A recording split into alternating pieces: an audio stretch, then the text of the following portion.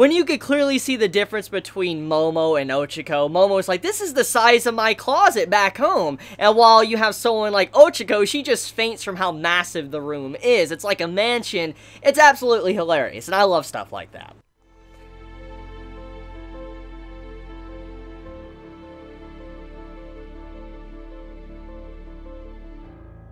So as a brief reminder, just to make sure all of you are aware, when next week rolls around, when Saturday morning comes, many of you might get up to watch a new episode of My Hero Academia, but most likely if you do that next week, you're going to be very disappointed. And the reason for that is because next week, there will be no new episode of My Hero Academia. And the reason why is, it's going to be taking a 1-week break. So yeah, just as an FYI, next week, next Saturday, no new episode, so don't expect it, and if you're wondering why it doesn't come out, that's the reason why. Just taking a break because Summer of Anime 2018 is about to start. And on top of that, My Hero Academia's manga is going to be on break too, so that kind of sucks. So I can't escape, you know, the lack of anime because I'm not going to have any chapter as well. So it's going to suck. If you're a My Hero Academia fan, this upcoming week's going to suck because you're not going to have any new content whatsoever, even if you're a manga fan. But okay, shelving that, this episode, I think, is going to really show who only likes action and likes the story. I think that's kind of what we're going to see here with this episode, and let me explain. This type of episode is something that normally you would not see in a shonen series, or people that are only here for action, action, action, action are not going to like this episode. I remember when this first started coming out in the manga, I remember seeing many say, like, I don't like this. I don't like this arc at all. It's too slice life, you know, school focused and all that. I don't like this. I want to get back to the, you know, the fighting. I want to get back to all for one versus one for all, fighting each other, beating the crap out of each other. I remember many saying that, and this is what I said. I remember what I said when I was doing the manga chapter reviews for when this happened in the manga. I was like, look, we can't always be full throttle fighting. And at the same time, if it wasn't for chapters like this or episodes like this, we could not have a good story and good character interactions. Because when you look at everything that happened within this episode, showcasing every single room from all of our characters besides a select few like Bakugo, you know, Mineta, and Tsuyu, at the very least we do know that we understand these characters' personalities. And it's very breathtaking when you think about that we already have a good comprehension on, you know, how these characters are, what they're into. I mean, even without seeing Mineta's room, we know for a fact that Mineta's room most likely has some very, like, 18+ type stuff all around in it. Tsuyu most likely has something to do with frogs, and I mean, Bakugo, I mean, this man, you know, I don't really know what most likely he might have in there, but we know how these characters are. We know what they're into, and so when you look at it, it's thanks to them, you know, great writing and storytelling from Horikoshi Sensei as to why we can understand these characters, and more along the lines, when you saw these individual characters' rooms, it's kind of what we expected, but at the same time, it just really fuels the fact of how great this series can really be, because Horikoshi actually takes time out of his writing to allow us to see other characters take the spotlight. Instead of always being on Izuku and his journey to be the #1 hero, we have other characters taking the spotlight. For instance, the stuff with Momo in this episode, to, you know, Mineta, to, you know, Tsuyu, to Ida, to Mina, you know, I can go on and on. Basically, this episode is something that I love in any type of manga or anime, having the spotlight shift to other characters, equally sharing, you know, the story to others. And that's a problem a lot of manga tend to have, or any type of story tend to have. They have a lot of characters, but, you know, not enough time to really, you know, give them characterization. But you can see Horikoshi is going out of his way to do the best he possibly can to give us characterization. And that's what this episode was entirely about. And I love that. And so, what I was, you know, saying at the start of this video is that this episode, or when this happened in the manga, separates the people that just want action from the people that truly love My Hero Academia. Because it's not always going to be about fighting. It can't always be about fighting. It has to have stuff like this, some downtime to showcase these characters out of what we're normally used to. For instance, fighting. We get to see them in a different environment. We get to see them, you know, being casual. I mean, look at the clothing of our characters, okay? You know, just their outfits in general. Normally, you don't see characters like this in regular regular shonen, they have a certain set outfit. Thinking of Goku right now, how he has a certain outfit he always wears. Normally in shonen, there's a set outfit that they have. You don't really see them shifting around and being casual or whatever, just hanging out, doing random stuff. You don't normally get to see that in a shonen battle series. And that's what we got to see in this episode. So we get to see these characters in a different type of setting that we don't normally get. And so I love this. I was an absolute fan of this when I read this in the manga, and like I said, I saw many complaining about it, and I just wanted to tackle it before I got any further into this episode, because I know there's going to be those individuals that want to go back to the fighting instead of having good characterization and development.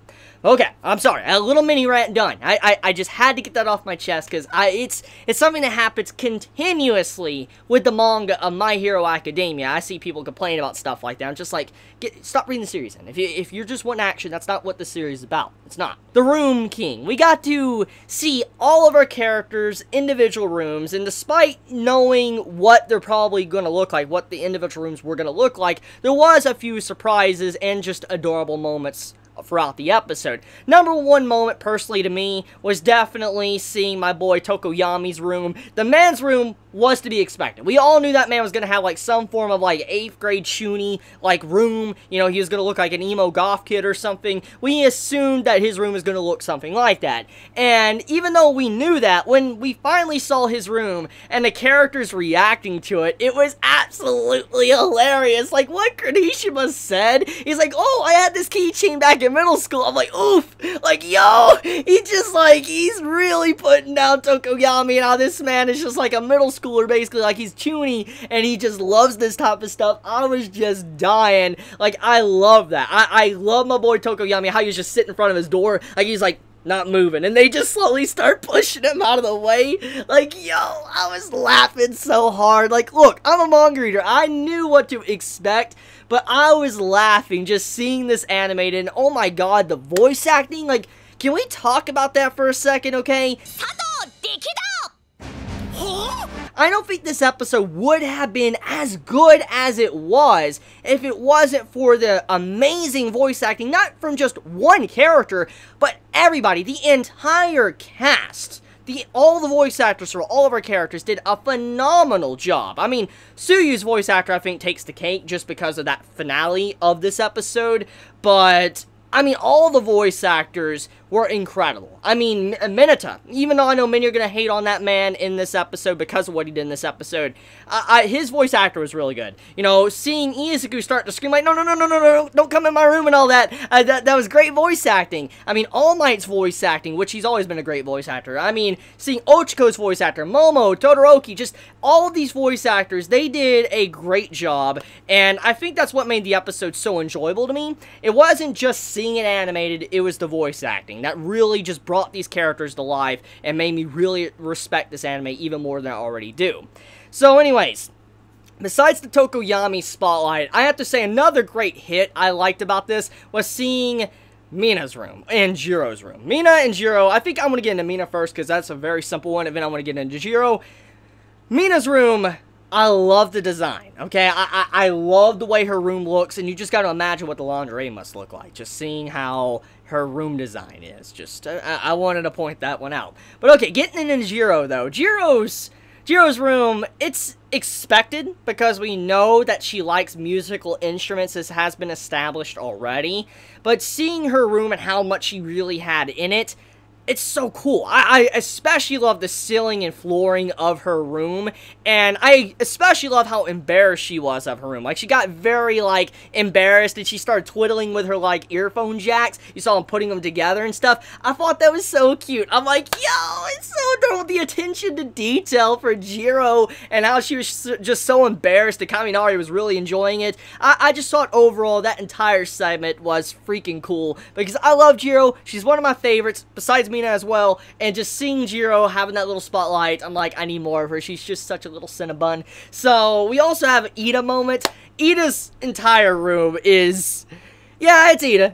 I mean, the entire glasses on the wall is excessive, but it fits his character so well because he's like, we're going through hard training. I expect to break glasses every time we're going through hard training. You see this man have like 50 glasses on the wall. Hilarious. And then you also have the stuff with, you know, Izuku and how his room is just straight up All Might, which we are fully aware of his room design, but seeing everybody react to it, it's like, oh, he's an otaku and all that, he has this, like, nerdy room, I'm just like, oh, that has to be so embarrassing, because, like, even though they know he loves All Might, just seeing his room look like that, oh my god, like, I feel for Izuku, because, I mean, when you look at my room, what I have behind me, imagine if, like, someone that did not know what I was into was to walk into my room, you'd be like, their face would be like, huh? Like, they'd be looking at my room like, what is all of this behind you? Or what's all this in your room? They'd be like, what the hell? So, yeah, I mean, just that was very relatable from, you know, Izuku. And I think all the scenes throughout this episode are very relatable, because a lot of times, the way we structure our room is, you know, us, a piece of ourselves.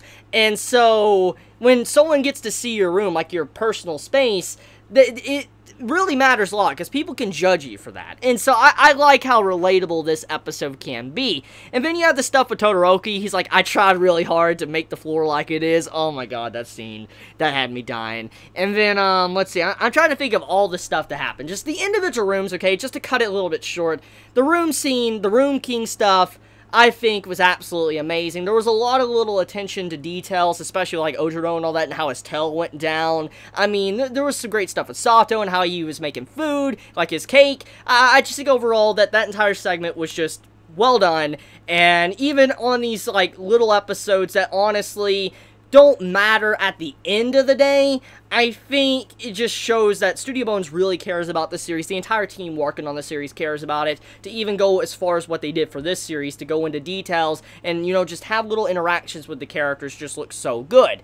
Now, let's get into some of the bigger points of the episode, like the Bakugo and Kirishima stuff. Now, this one, you could kind of misunderstand in some ways, but I feel like the way the anime presented it, it was actually a lot easier to understand compared to how the manga did it. I remember reading the manga, and there was some saying that did Bakugo just shake down Kaminari and steal his money? That's what many assumed that Bakugo did in that moment. But now knowing more about Bakugo's character, and then, you know, seeing it in the anime as well, I think pretty much everybody can come to the same conclusion of what happened there, especially with the, you know, interaction, how Bakugo was looking at everybody in the class. To kind of explain, that scene where Aizo was like, all of you would be expelled besides Jiro, Bakugo, and, you know, Toru, everybody else would have been expelled from the class. But the only reason why we're not expelling you is because of the stuff that happened with All Might. If the symbol piece didn't, you know, get crushed and all that and everything, you know, we would have gotten rid of you already. But we didn't, and this is your last chance. You know, you've lost our trust, try to earn it back, pretty much. And Bakugo, we know how he is. He doesn't like to be in someone's debt. He doesn't like to feel responsible. And because of how everybody got in trouble thanks to saving him, or trying to save him, it resulted in the entire class's mood to kind of diminish. And he noticed that, which is why he grabbed Kaminari, took him around the bush, made it to where the man, you know, discharged his electricity, and brought him in front of everybody in the class, and which made everybody laugh. It's kind of like Bakugo, he allowed them to be happy once again. He lightened up the mood, since it was very gloomy thanks to what Aizawa just said. He lightened the mood up for his entire class to make it up to him. But then he also used that as a distraction to be able to pay back Kirishima the money that he owes him. And let me explain. It was actually explained, but as we know, Kirishima, he spent money, a lot of his money, on night vision goggles. And because of that, he really didn't have the money to spare. And so Bakugo, being aware of this, is like, here you go, here's the money. I need you to have this back. I don't want to be in your debt and all that. And it just shows how they're close friends. Bakugo is paying back his friend, and that's why he did that. So he used Kaminari as a distraction, but also to lighten up the mood, but also to pay Kirishima back. So just a great scene overall. It really shows that Bakugo has changed quite a bit, and he's very observant of his entire class, and he wants to keep them happy. Now, the last point I need to talk about before I end this video is the stuff with the principal and what he said about why this dorm system is happening right now and the reason for it. Now, as we know, the reasoning is to keep the children safe, obviously, but there's another reason. The other reason is to figure out where the leaks are coming from. That was already established quite a few episodes back, that someone is a traitor amongst UA, either one of the teachers or one of the students, but somehow information is leaking out to the League of Villains. We don't know who's doing it, and we never really seen confirmation, but there's a lot of suspects, and I'm not really going to go into the nitty-gritty of this because I have a lot of ideas of who it can potentially be, but that could dive into a little bit more spoilers. I don't want to spoil you anime onlys, but pretty much this is a big plot point to this very day in the manga has not been settled. That's all I'm going to say. It's something very, very relevant, but we still don't know. And which means that when it does officially come to light, it's probably going to be a big shocker. I don't think it's going to be something that's easy to guess, because when you look at what this episode was really doing, it was allowing us to see all of these characters in their natural environment, and when we finally find out who is the traitor, it's going to really shock us. We're going to be like, are you serious right now? I feel like that's kind of what Horikoshi's doing. He's setting it up for a very depressing and shocking reveal of who is the traitor to UA. But that's about it when it comes to this week's episode. Next episode, we're not going to have, ideals. I'm kind of sad because I'm going to miss that opening song a lot. I love Odd Future, and so I can't, wait to actually see the next opening, but at the same time, I'm going to miss it. I really am. But I love you guys. You have a wonderful day or night wherever you live. If you enjoy my content, please subscribe. If you like this video, please leave a like. And I love you guys. Please be safe. Hit the bell icon if you want to get notified for whenever I upload a video. And with that, Chibi out.